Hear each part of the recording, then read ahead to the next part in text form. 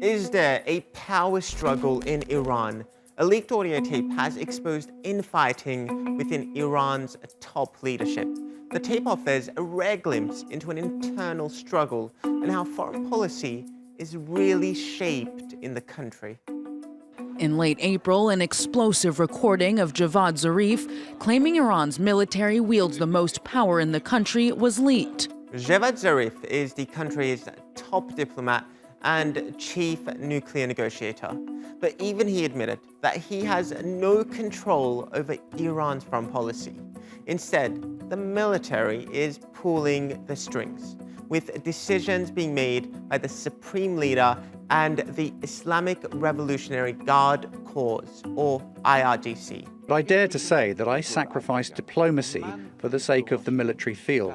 I was never able to, I tried, but was never able to tell the commander of the military field what to do and what not to do for what I need in diplomacy. On the leaked recording, Zarif was critical of the former chief of the IRGC's Quds Force, General Qasem Soleimani, who was assassinated by the US in 2020.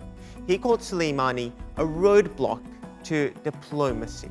Zarif said in the interview he had zero influence over Iran's foreign policy and was forced to make this or that concession or point almost every time I went to negotiate on Soleimani's instructions. Zarif also revealed that Soleimani had approached Russia in hopes of sabotaging the 2015 nuclear deal, and that Russia put all its weight against the deal. It was an extraordinary admission considering that Russia was one of the 6 countries negotiating that deal with Iran. Also revealed was that Soleimani moved military equipment and personnel into Syria without the knowledge of the government and deployed Iranian ground forces into Syria, forces Iran denied ever existed. Iran provides arms, financing, and training and funnels foreign fighters into Syria. It has also sent members of the Iran Revolutionary Guards to take part in direct combat operations. South of Aleppo in Syria, and the master of those operations is about to make a very rare public appearance.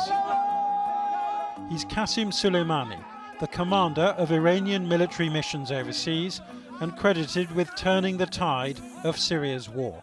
Zarif apologized for his comments, but the damage seems to have been done. Critics are now calling for his resignation. The supreme leader, Ayatollah Ali Khamenei, has also publicly rebuked Zarif and called his comments a big mistake. Whether the military denies the foreign ministry or vice versa has no meaning. This is a big mistake that must not be perpetrated by officials of the Islamic Republic. The leaked audio tape sheds light on what many have long suspected: internal divisions within the Iranian government between the reformists on one side and hardliners on the other. There are essentially 2 parallel regimes working in concert in Iran. You have a deep state led by the supreme leader and the Revolutionary Guards, and these are the forces that build Iran's clandestine nuclear facilities. They cultivate regional militias, they support Hezbollah, they oppose Israel. And you have another parallel state in Iran, which is led by President Hassan Rouhani and Foreign Minister Zarif. And they essentially have very little power, but they have accountability. And the divisions are being publicly displayed at a critical moment for Iran. The country is set to hold a presidential vote in June, and talks are ongoing in Vienna about a possible return to the 2015 nuclear deal.